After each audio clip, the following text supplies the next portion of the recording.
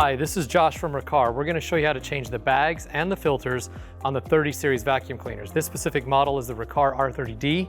We're going to jump right into how to do it. So this is the bag door, just a little latch.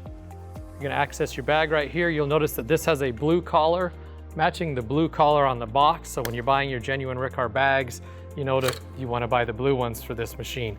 So this seal's closed as you take it off. You can see here that you have a filter right here. This is our granulated charcoal filter.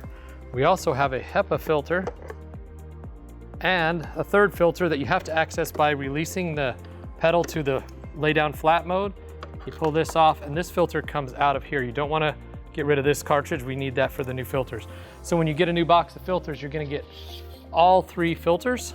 We're going to show you how to put those right back on too. So this one here just sits right in the cartridge.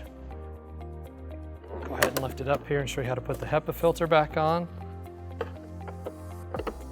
as well as your charcoal filter. And then to put the bag on, when you get a new one in the box, it's going to be open and set to put in. You're just going to slide it into place.